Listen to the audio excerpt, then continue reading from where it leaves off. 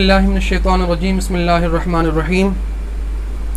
This is speaking Abdul Mannan Jami from Delhi. There is very important issue today's forum which is making very fast influence in today's time, from which people makes professional business with delicate talisman. मैं आपसे अर्ज़ करने की कोशिश ही कर रहा हूँ कि क़ुर्ब व जवार व हर नवा व अतराफ़ में तावीज़ को जिस तज़ीन व आरई के साथ, निशात के साथ इस्टेब्लिशमेंट एंड स्टेबिलिटी करने की कोशिश की जा रही है, उससे वाज़ेह होता है कि तावीज़ को ज़रिए मुआश और प्रोफेशनल बिज़नेस की शक्ल में काफ़ी फ़रोग़ हासिल हुआ है। यही वजह रही कि आज बेशतर अशख़ास इससे मरबूत हैं। तावीज़ का लुग़वी माना है पनाह में लेना और दीगर माने हैं। तावीज़ की मशरूइयत दुरुस्त है, नामशरू नहीं है। इब्तिदाई से हमारे अकाबिरीन ने रज़ा इलाही के लिए और खल्क़ुल्लाह के मुस्तक़बिल के तसाफ़ुल और तसाक़ुत से बचने के लिए तावीज़ को जारी व सारी रखा है। हमारे कुछ अहबाब पूछते हैं कि तावीज़ किन जगहों से लिए जाएं, कुछ समझ में नहीं आता, तो मैं उन लोगों को मुबारकबाद दे देता हूं कि अल्लाह ताला ने हमें अशरफुल मखलूक़ात में से बनाया है। Hazrat Ali peace and blessing of Allah be upon him said approximate 1400 years ago or 1500 years ago, the title of human virtue, the wisdom and from a good attitude. हज़रत अली ने 1400 साल कबल कहा है कि इंसान की फजीलत का उन्वान अक्ल और हुस्न इखलाक से है।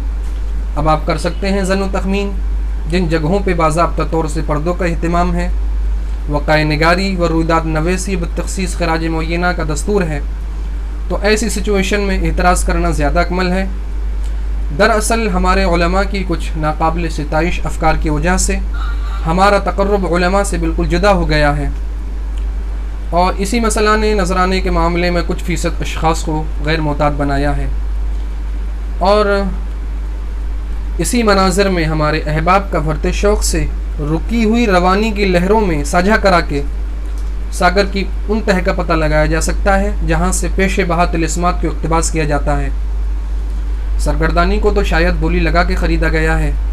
ये मक्तल के रिवाज की कसरत, ये बद अतवारी और बदखोई की फ़िज़ाओं ने भयानक जंगलों की काली रात में अकेला छोड़ दिया है, और इसका कातिल मगरिब में रहता है।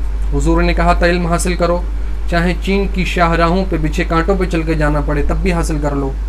लेकिन अफसोस सद अफसोस हुजूर की बात नहीं मानी और फिर इनकार कर दिया।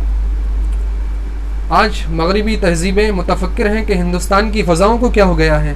शायद इतनी शदीद ठेस पहुँची है कि 50 साल तक ज़ख्मों पर रखने के लिए कोई मरहम तक मैसर न हो, और अब सिस्किया लेने के लिए एक तवील उम्र मुद्दत तक अकेला तन्हा छोड़ दिया। ये इल्म हासिल करो रहता है नाम इल्म से ज़िंदा हमेशा दाग, औलाद से तो बस यही 2 पुश्त 4 पुश्त।